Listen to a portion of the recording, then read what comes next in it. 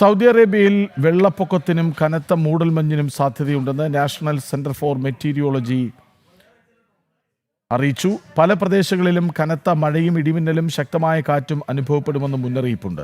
ചില പ്രദേശങ്ങളിൽ റെഡ് അലർട്ടും പുറപ്പെടുവിച്ചു. സൗദി അറേബ്യയിലെ പല പ്രദേശങ്ങളിലും കനത്ത മഴയും ഇടിമിന്നലും ശക്തമായ കാറ്റും അനുഭവപ്പെടുമെന്ന് നാഷണൽ സെന്റർ ഫോർ മെറ്റീരിയോളജി അറിയിച്ചു.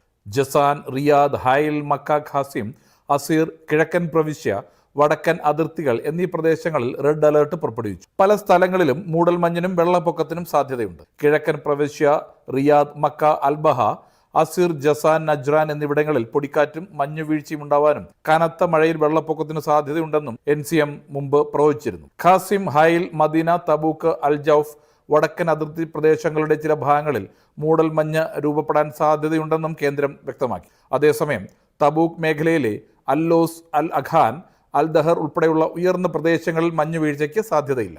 ഇടിമിന്നലുള്ള സമയത്ത് തുറന്ന സ്ഥലങ്ങൾ ഒഴിവാക്കുക, മരങ്ങളിൽ നിന്നും ലോഹങ്ങളിൽ നിന്നും അകന്നു നിൽക്കുക, വീടിനകത്തോ വാഹനങ്ങളിലോ അഭയം തേടുകയോ ചെയ്യണമെന്നും NCM അറിയിച്ചു. ഔദ്യോഗിക സാമൂഹ്യ മാധ്യമങ്ങളിലൂടെ പങ്കിടുന്ന സുരക്ഷാ നിർദ്ദേശങ്ങൾ പാലിക്കണമെന്നും അടിയന്തര സാഹചര്യങ്ങളിൽ മക്ക, മദീന, റിയാദ്, കിഴക്കൻ പ്രവിശ്യ എന്നിവിടങ്ങളിലെ 911 എന്ന നമ്പറിലോ രാജ്യത്തിന്റെ മറ്റ് ഭാഗങ്ങളിൽ 998 എന്ന നമ്പറിലോ വിളിക്കണമെന്നും ഡയറക്ടറേറ്റ് ഓഫ് സിവിൽ ഡിഫൻസ് പൊതുജനങ്ങളോട് അഭ്യർത്ഥിച്ചു. ജനം, സൗദി അറേബ്യ.